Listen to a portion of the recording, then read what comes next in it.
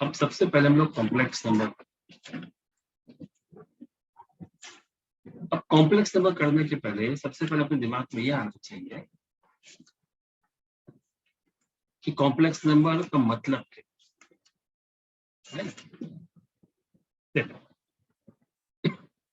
Suppose if I से x square is equal to 4.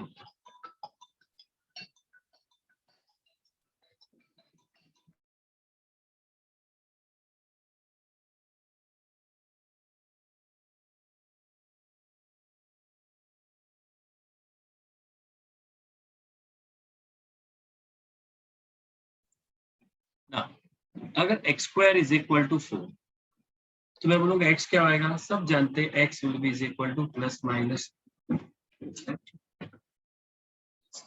बराबर है। अगर मैं आपको बोलता हूं x square is equal to -4, आप x का वैल्यू फाइंड करो, कर सकते हो? हेलो, बोलिए x का वैल्यू क्या आएगा? Hello, imaginary number.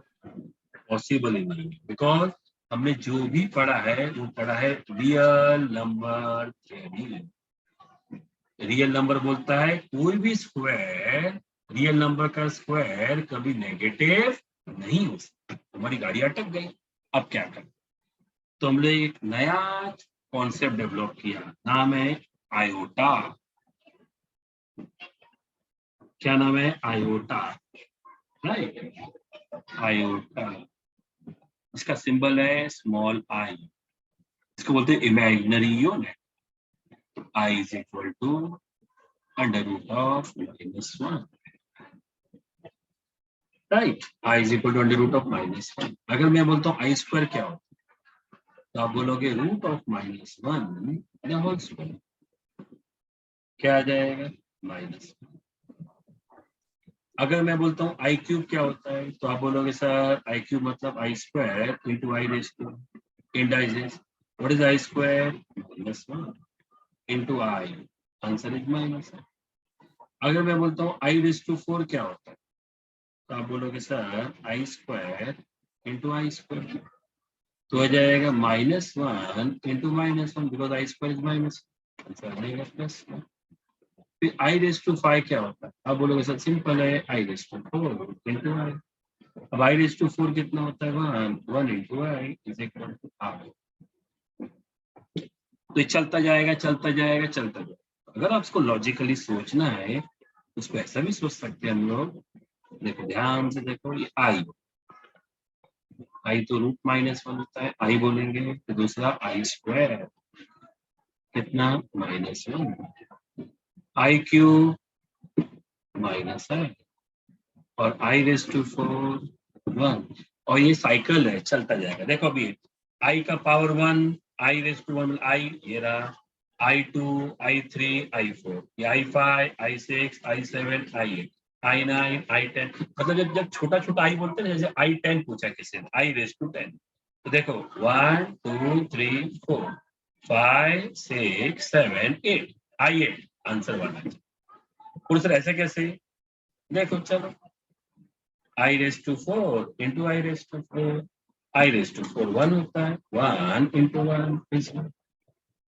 मैंने बोला I7 कितना होता है तो 1 2 3 4 5 6 7, I7 माइनस, ऐसे कैसे?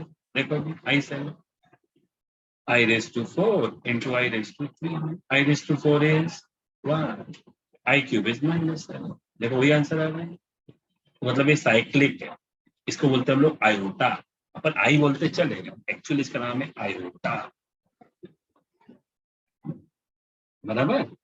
अच्छा दूसरा note 1, note 1, I raise to 0 defined as 1 only, yeah, okay, I raise to 0 is defined as 1, ठीक है ना। दूसरा अगर मैं आपको बोलता हूँ √3 इंटू √4, अब ऐसा सिंपल है 3 4 Z 12 बराबर है।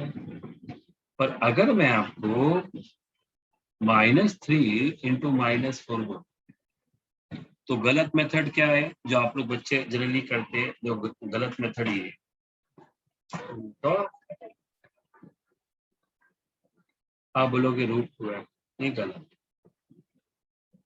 बिकॉज ऐसा मल्टीप्लाई कब पॉसिबल है जब स्क्वायर रूट के अंदर पॉजिटिव नंबर होने चाहिए, तो ये करेक्ट है। नेगेटिव नंबर के ऐसा मेथड नहीं है, तो फिर कैसे करेंगे? देखो आइडिया, हम लोग क्या करेंगे, -3 को ऐसा लिख देंगे, 3 -3 i² इज -1, तो हम लोग लिखेंगे 3i², ये मैनिपुलेशन मालूम होना चाहिए। -4 को लिख देंगे 4i², फिर i² का स्क्वायर रूट i, तो √3, i² का i √4 चाहिए तो उसका भी स्क्वायर रूट ले सकते हैं, अगर नहीं लेना है तो अब i इंटू i² √3 इंटू √4, हाँ ये तो इसके ऐसे हो गए √12, but what is i²? i² is -1। देखो मुझे आंसर क्या आ रहा है, -√2, और आपको क्या गलत आंसर आ रहा था, √12। आया समझ में? थर्ड एक बार से सिखाओ। हाँ बोलो, क्या बोलो, क्या बोलो? थर्ड एक बार फिर सिखाओ ना। हाँ, लेकिन क्या, वो तो बोलो ना, वही मैं सिखाऊंगा। वही √3i², वहां से। एक मिनट, ये समझ में है तेरे को? हाँ ठीक है, जब ऐसा रहेगा तो ऐसा मल्टीप्लाई अलाउड नहीं है, गलत है। क्यों? हाँ बिकॉज हमने पढ़ा है कि स्क्वायर रूट किससे पॉजिटिव नंबर या 0 का हो सकता है, नेगेटिव नंबर का तो नहीं हो सकता है, मल्टीप्लाई नहीं कर सकते, ऐसा पॉसिबल नहीं है। तो मैंने क्या किया, माइनस के बदले, ये -1 के बदले मैंने i² लिख दिया। सोचना, 3i², व्हाट इज i²? -1, तो -1 इंटू 3 के बदले 3i², ऐसा मैनिपुलेशन कर सकता हूँ मैं, सोचो। हाँ फिर -4 के बदले मैंने 4i² लिख दिया, ऐसा कर सकता हूँ। हाँ अच्छा, i² का स्क्वायर रूट i होता है, कर सकता हूँ। हाँ अच्छा, 3 एज इट इज कर सकता हूँ।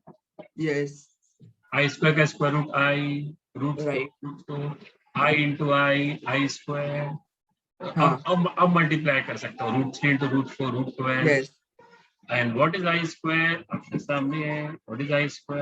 -1। ये आंसर, तो ये करेक्ट आंसर है और ये गलत आंसर। ओके, बोलो। Okay sir, got it. ठीक है, चलिए, ठीक है। अब हम लोग डिफाइन करते हैं actual, what is a complex number. Generally complex number को डिफाइन करते हैं by alphabet z, z is equal to a plus bi, where a and b belongs to real number. Example, मैंने आपको बोल दिया z is equal to 3 + 4i, ये complex number हो गया, 3 और 4 दिया। इस कॉम्प्लेक्स नंबर में जो ये वाला पार्ट है इसको बोलते हैं हम लोग रियल पार्ट, और जो ये वाला पार्ट है क्योंकि आई के साथ है और आई मतलब इमेजिनरी यूनिट, इसको बोलते हैं हम लोग इमेजिनरी पार्ट। इमेजिनरी पार्ट मतलब ए हो गया अपना रियल पार्ट और बी हो गया अपना इमेजिनरी पार्ट। क्या कोई भी रियल नंबर को हम लोग कॉम्प्लेक्स नंबर बोल सकते हैं? हाँ, कैसे? मैंने बोल दिया, समझो 3 है, 3 तो रियल नंबर है, तो 3 + 0i लिख दिया। सर कोई बोले सर -1/7, उसको भी बोल सकते, कैसे? -1/7 + 0i, मतलब all real number can be called as a complex number, but all complex number cannot be called as a real number. मतलब हर एक real number complex number. For example मैंने बोला √3, √3 इरेशनल नंबर है पर रियल नंबर तो है, तो √3 को लिख सकते हैं √3 + 0i, हो गया। मतलब अगर कोई नंबर एक्सप्रेस होता है जिसमें एक रियल पार्ट होता है और दूसरा क्या होता है, एक इमेजिनरी पार्ट होता है और आई लिखा रहता है, समझ जाना वो कॉम्प्लेक्स नंबर है। तो सब रियल पार्ट, सॉरी ये जो विदाउट आई वाले पार्ट को बोलते हैं रियल पार्ट और इसको बोलते हैं इमेजिनरी। अच्छा, अगर मैंने z is equal to 3+4i लिखा है तो लिखने का एक तरीका भी है, आर ई ऑफ z, इसका मतलब रियल पार्ट ऑफ z कितना है, 3। हम लोग शॉर्ट में ऐसा भी नोटेशन यूज करते हैं, imaginary part of z which is 4, ऐसा भी बोलते हैं, ध्यान रखना। Real part of z 3, imaginary part of z 4। तो a प्लस बी आई में हम कैसे लिखेंगे, real part of z a and imaginary part of z is b, ऐसा। ठीक है, चलिए आगे बढ़ते हैं।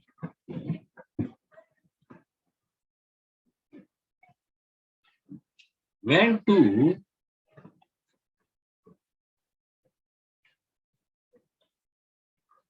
complex numbers are equal, कब दो कॉम्प्लेक्स नंबर इक्वल है, चलिए दो कॉम्प्लेक्स नंबर बोलते हैं, a1 प्लस b1i और दूसरा complex number a2 plus b2i। कब दो कॉम्प्लेक्स नंबर इक्वल है, दो कॉम्प्लेक्स नंबर इक्वल तभी हो सकते हैं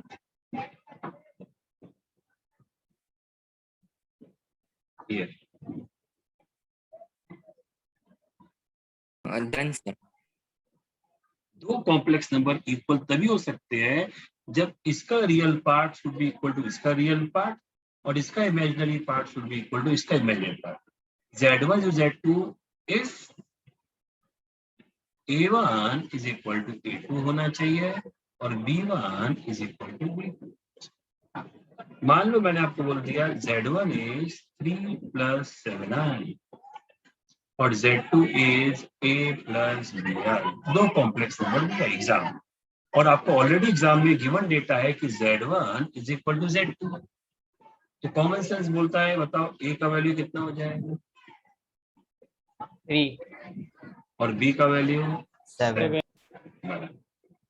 ठीक है। नेक्स्ट, अगर मान लो मुझे दो कॉम्प्लेक्स नंबर को ऐड करना या सब्ट्रैक्ट, तो सब मान लो ये मेरा एक कॉम्प्लेक्स नंबर है a1 प्लस b1 है, प्लस या माइनस जो भी कर लिखा, दूसरा है a2 प्लस b2 है। तो मान लो अगर प्लस करने का है ये प्लस रहेगा तो साइन चेंज नहीं होगा, a2 प्लस b2i हो जाएगा, और माइनस रहेगा तो साइन चेंज हो जाएगा, माइनस a2। तो करना कैसे, सिंपल है, real with real, imaginary with imaginary, तो a1 प्लस a2 कर देंगे और इन दोनों को ऐड कर देंगे, तो i b1 प्लस b2 हो जाएगा, और माइनस कर देगा तो a1 माइनस a2 हो जाएगा, i b1 माइनस b2 हो जाएगा। एग्जाम्पल, मान लो z1 है 2 माइनस 7i और z2 है -1 प्लस 3i। मान लो मुझे माइनस करना है, कैसे करूंगा, 2 माइनस 7i -1 प्लस 3i, ये हो जाएगा 2 minus 7i minus minus plus -3i, बराबर। तो रियल विथ रियल, तो 2 प्लस 3 -7 -3 -10। बोलो समझ में आया,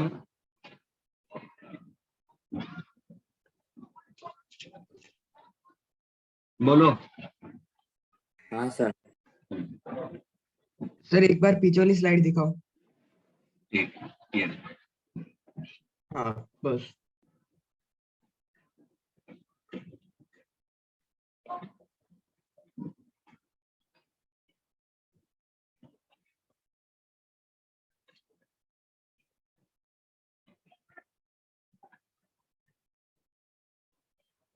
सर एक बार पीछे वाली स्लाइड।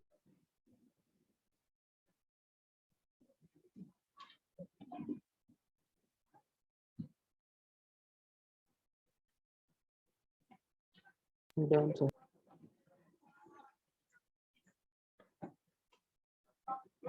अब देखो multiplication of this one, suppose मैंने आपको बोल दिया 2 + 3i, एक कॉम्प्लेक्स नंबर, दूसरा कॉम्प्लेक्स है 1 - 3i। अब मुझे मल्टीप्लाई करना है, मल्टीप्लाई आपका नॉर्मल मल्टीप्लाई होता है वैसे ही करते हैं, कैसे देखो अपने स्कूल डेज में किया है मल्टीप्लाई देखो, पहले 2 का मल्टीप्लाई 1 में, 2 1 जा 2 का मल्टीप्लाई -3i में तो -6i, 3i का मल्टीप्लाई 1 में तो 3i, समझ में आ रहा है, और Yes. 3i का मल्टीप्लाई इसमें तो -9i², Right. तो -6i + 3i -3i। सब जानते हैं i² -1 होता है, अभी भी आपको मैंने सिखाया i² -1, तो 2 - 3i + 9, 2 + 9 11, आंसर इज 11 - बोलो समझ में आया। Yes, sir. अगर इसी कॉम्प्लेक्स नंबर को मुझे डिवाइड करना होता तो कैसे करते थे? अब डिवाइड में दिक्कत क्या है, कैसे करते? तो यहाँ पे हम लोग एक नया चीज का बात करेंगे, कॉन्जुगेट। क्या करने का, जो नीचे वाला कॉम्प्लेक्स नंबर है ना उसका कॉन्जुगेट से मल्टीप्लाई करने का ऊपर। अब कॉन्जुगेट क्या होता है? मैंने क्या बोला, जो नीचे वाला कॉम्प्लेक्स नंबर है उसका मल्टीप्लाई ऊपर, मतलब न्यूमरेटर और डिनोमिनेटर में कॉन्जुगेट से कर दो। एग्जांपल देता हूं कॉन्जुगेट क्या। अगर ये z है तो कॉन्जुगेट ऐसा लिखते हैं z बार, मतलब कॉन्जुगेट। कॉन्जुगेट कैसे फाइंड करने का, बड़ा सिंपल टेक्निक है। जो i वाला टर्म है, बाकी कुछ भी नहीं, जो i के साथ एसोसिएटेड है उसका साइन चेंज कर दो। a तो a रहेगा, खाली हो जाएगा माइनस। अब मुझे कोई बता सकता है -3 - 7i का कॉन्जुगेट क्या होगा, बताओ मुझे। -3 + 7i। + 7i. बराबर। तो अब मुझे बताओ 1 - 3i का कॉन्जुगेट क्या होगा? 1 + 3i, ऊपर और हाँ. नीचे मल्टीप्लाई। अब चलिए ये तो मल्टीप्लाई करते हैं इसके जैसे ही, 2 1 = 2, 2 3 = 6i, 3i × 1 3i, 3i × 3 मतलब 9i²। लेकिन नीचे वाला हर समय डायरेक्ट भी कर सकते हैं, इसके ऐसा लेंदी क्यों करें, हर समय नीचे वाला a - b a + b का फॉर्म ले लेगा, तो आ जाएगा a² - b², तो आ जाएगा 2 + 6 + 3 9i, i² इज -1 मतलब -9, 1 - 9i²। मालूम पड़ा -9 क्यों लिखा मैंने, -9 कैसा है मालूम पड़ा? i² का वैल्यू -1 है। बराबर। 2 - 9 -7 + 9i। अब i² का वैल्यू -1, यह भी लिखेंगे -1, -7 + 9i, ये हो जाएगा 1 + 9, -7 + 9i/10। You can separate to -7/10 + 9/10। बोलो समझ में आया? Yes. तो आपको addition, subtraction, multiplication, division and conjugate, बोलो यहां तक समझे हम? यस और नो? Yes, sir. यस। आप लिखिए इंपॉर्टेंट प्रॉपर्टीज, शॉर्ट में लिख रहा हूं, प्रॉपर्टीज ऑफ कॉन्जुगेट। ऐसा प्रॉपर्टी काम की है, शॉर्टकट तरीके के यूज होता है कॉन्जुगेट, है ना। अगर कोई कॉम्प्लेक्स नंबर a + bi है, उसका कॉन्जुगेट क्या हो जाता है, a - b, बराबर। अब आइए प्रॉपर्टी नंबर 1, क्या अगर कोई कॉन्जुगेट है, आपने उसका वापस कॉन्जुगेट फाइंड कर लिया तो ओरिजिनल आता है, सीधी बात है। अब इसका कॉन्जुगेट फाइंड करो, a - bi का क्या हो जाएगा, a - bi का conjugate, A + bi. + bi। I think समझ में आ गया। सेकंड, अपने अगर z + z बार किया कोई भी कॉम्प्लेक्स नंबर का आपने उसके कॉन्जुगेट को एडिशन किया तो हर समय मालूम क्या आएगा, twice real part of Z. Example, इन दोनों को ऐड करो, बताओ क्या आएगा। इमेजिनरी पार्ट कैंसिल हो जाएगा, क्या आएगा, a प्लस ए कितना हो जाएगा, 2a। What is a, real part. ऐसे लिखते ना रियल पार्ट। देखो यहाँ पे मैं आपको बता रहा हूँ, रियल पार्ट ऑफ जेड बताया था ना आपको, a याद है। यस। तो ये वाला समझ में आया। हाँ सर। थर्ड, अगर आपने z माइनस जेड बार किया तो सोचो क्या आएगा, इन दोनों को माइनस करो, क्या आएगा सोचो।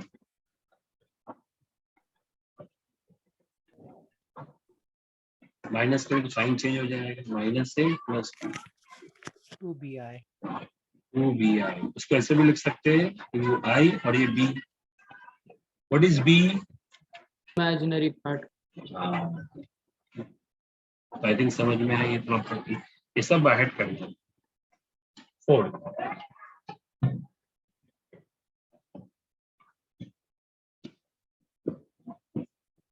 अगर z is equal to Z bar है तो समझ जाने का z is purely real number.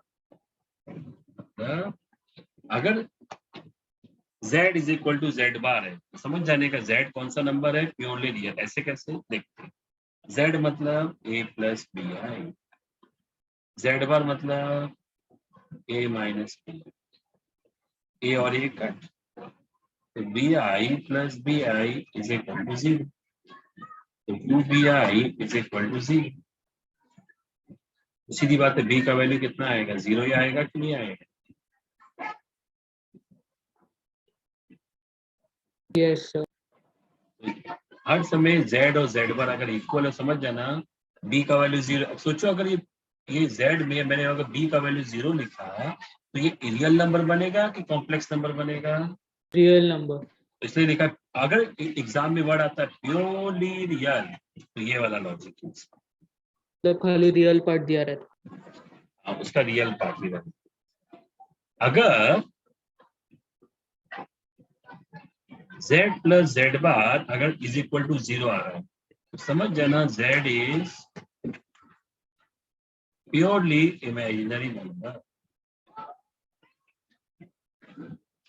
कैसे, ये समझते हैं। What is z, a plus B i. What is z bar, a minus b I is equal to 0, ये और एक कट हो गया, तो 2a इज इक्वल टू 0, तो a इज 0 अपॉन 2, a का वैल्यू 0 हो गया। मतलब अगर a का वैल्यू 0 है तो a है ही नहीं, खाली bi है, तो z क्या हो जाएगा, प्योरली इमेजिनरी। मतलब इसमें a वाला टर्म है ही नहीं, खाली i वाला टर्म।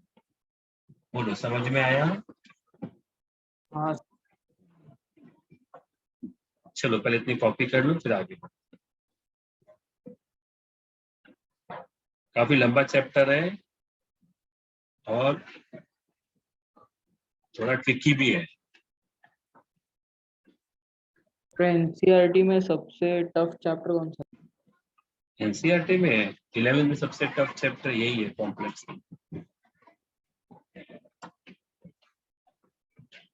सबसे टफ यही है,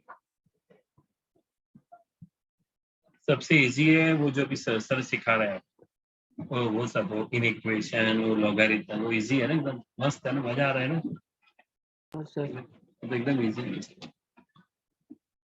इस चैप्टर में से 100% 15 साल से हर साल एक क्वेश्चन आता ही है, आएगा ही। इस साल, अगले साल, उसके अगले साल, उसके अगले साल, गारंटी। कितना, 1001%। अब चेक कर लो, इंटरनेट पे जाके पूछो, ऐसा कोई ईयर है जहाँ पे कॉम्प्लेक्स नंबर का क्वेश्चन नहीं आया। आंसर आएगा नो।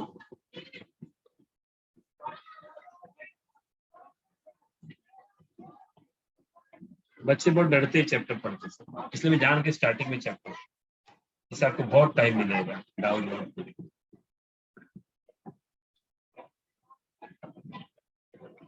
z इंटू जेड बार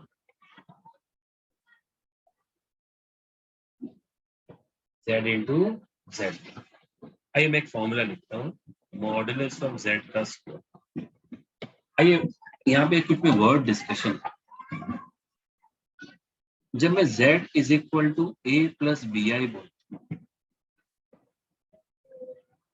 तो उसका मतलब क्या होता है? इसका मतलब ग्राफिकली क्या होता है? इसको ग्राफिकली इस एक्सिस को हम लोग बोलते हैं रियल एक्सिस, एक्स एक्सिस नहीं रियल एक्सिस। इस एक्सिस को हम लोग बोलते हैं इमेजिनरी एक्सिस। तो z is equal to a plus B i मतलब इसका कोऑर्डिनेट हो गया a comma.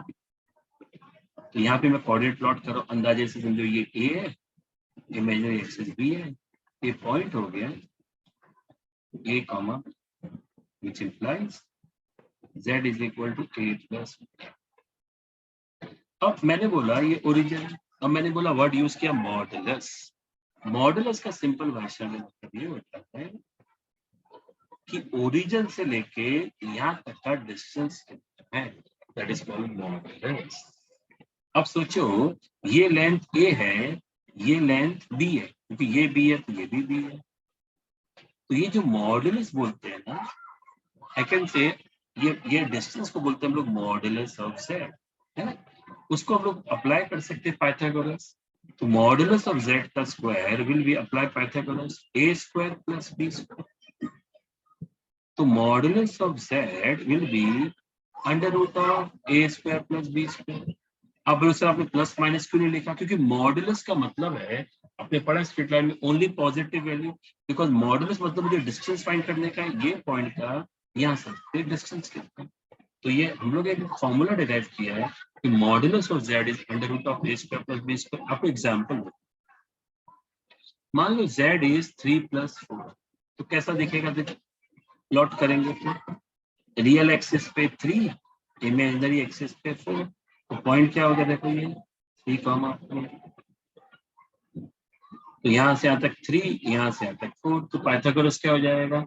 9 plus 16 25 square root 5। और अपना ये फॉर्मूला से भी देखो आंसर 5 आता है क्या? अंडर रूट ऑफ 3 का स्क्वायर 9, लिखा है, 4 का square 16, 9 plus 16 25, answer is 5। Modulus का मतलब ये होता है कि वो पॉइंट का ओरिजिन से कितना डिस्टेंस है, ये देखो ना। आप पूछोगे सर ये कैसे आ गया? वो देखिए, z इंटू जेड बार, z मतलब a प्लस बी है, z बार मतलब a माइनस बी है।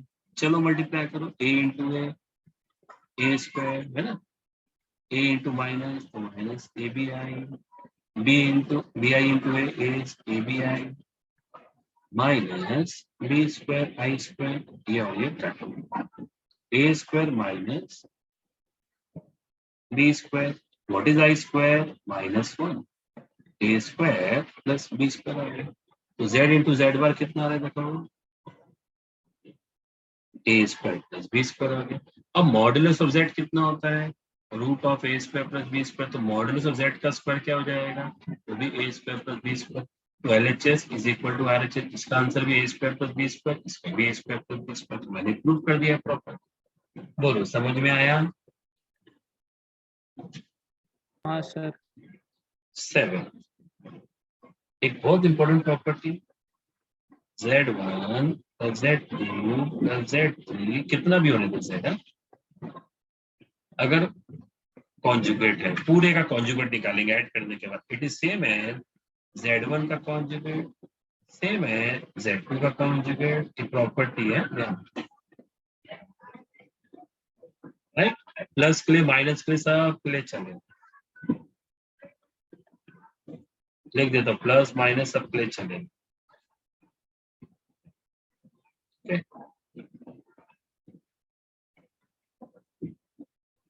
Z1 इंटू Z2 का कॉन्जुगेट,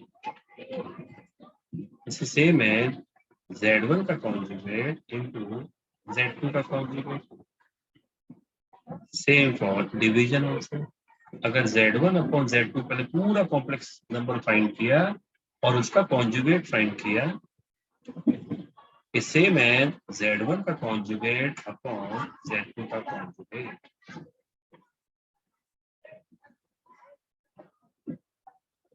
अनुज, मल्टीप्लिकेशन मतलब क्या बेटा, मतलब समझा नहीं? सर समझा sir. Z1 bar upon Z2, ये सब प्रॉपर्टी ध्यान रखिए, सब प्रॉपर्टी लिख लीजिए।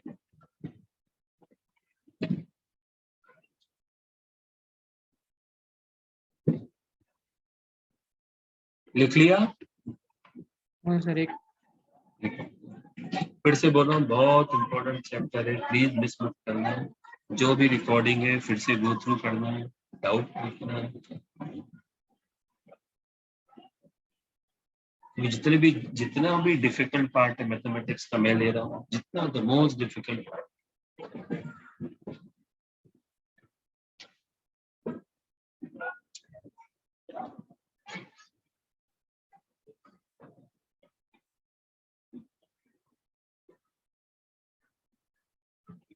सर आप लेक्चर के बाद लिंक भेज दोगे ना रिकॉर्डिंग का?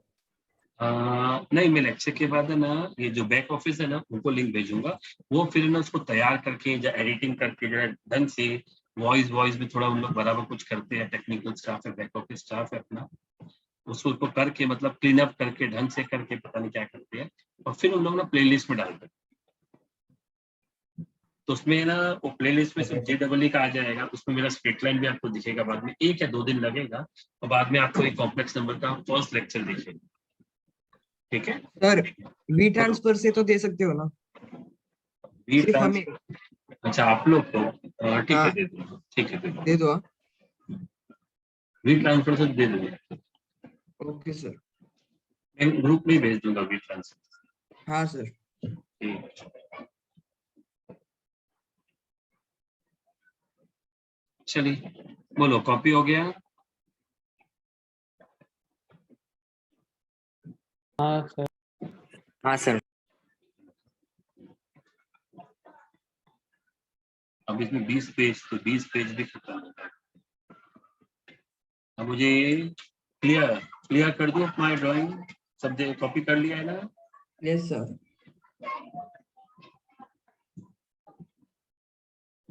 उड़ा दूं ना सब? हाँ उड़ा दो सर। ओके,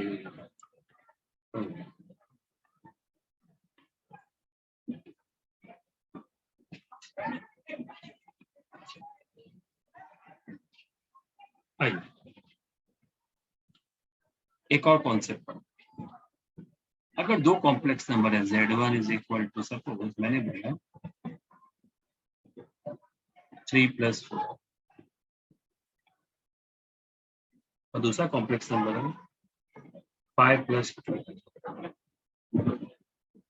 अगर मुझे इसका मॉडुलस निकाल, अब क्या बोलोगे? 3 का स्क्वायर 9, 4 का स्क्वायर 16, 9 + 16 25, मतलब 5। दूसरा कॉम्प्लेक्स नंबर है, इसका निकालेंगे तो आ जाएगा 25, और ये 140, मतलब 169, 13। यहाँ तक समझे? Yes sir. बताइए किसका मॉडुलस ज्यादा है, Z1 का कि Z2 का?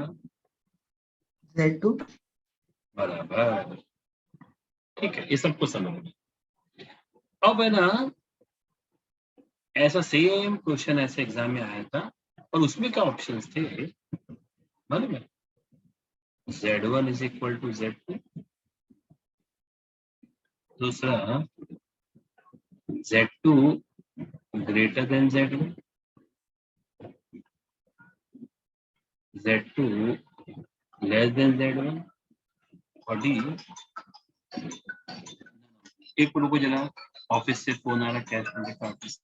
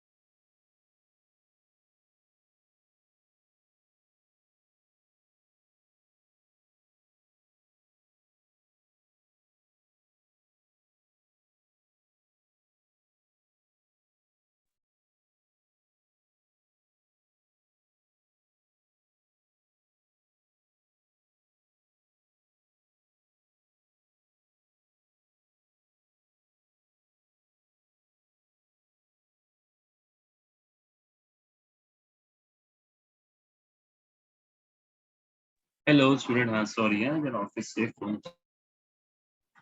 कल का शेड्यूल का कुछ एडजस्टमेंट करना। हाँ स्टूडेंट, देखो एक सम आ चुका है सर। अब स्टूडेंट एनओटी मतलब नन ऑफ दीज, आइए अपन डिस्कस करते हैं।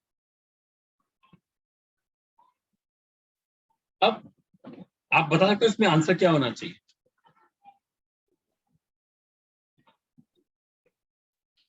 D. Yes D, very good. Because जब हम कॉम्प्लेक्स नंबर इक्वल कब हो सकता है? जब इसका रियल पार्ट इक्वल होना चाहिए इसका इमेजिनरी। यस, तो ये तो पॉसिबल नहीं है।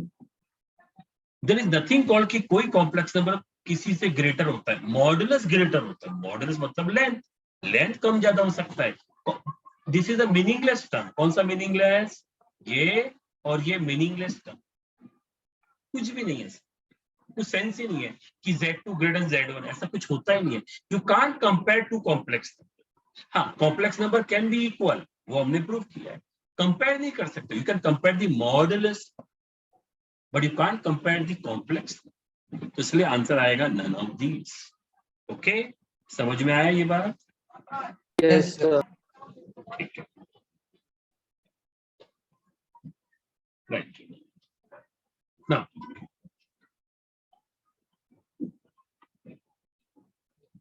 तो चलिए देख लीजिए, आइए कॉम्प्लेक्स नंबर स्टार्टिंग से देख लेते हैं। हाँ सर। अभी हम लोग में मॉडुलस का सिखाना वो भी नहीं सिखाऊंगा क्योंकि आप मुझे में थक चुके हैं, आपकी यस बैटरी सर। हाँ डाउन हो चुकी है। इसलिए चलो, इसमें किसी कुछ पूछने का है तो पूछो। आई थिंक एक टोटल एक नया टॉपिक पढ़ रहे होंगे ना, ऐसा कभी कुछ पढ़ा नहीं होगा। हाँ सर।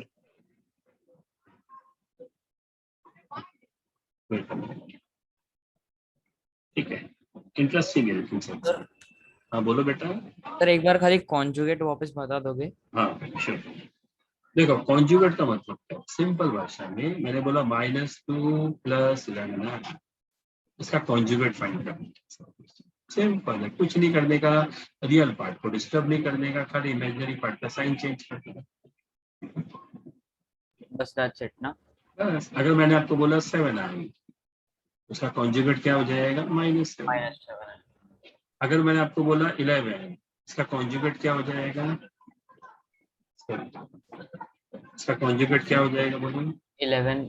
11 ही रहेगा, क्योंकि रियल पार्ट तो चेंज ही नहीं होता है, खाली इमेजिनरी पार्ट चेंज। बराबर। समझा सर।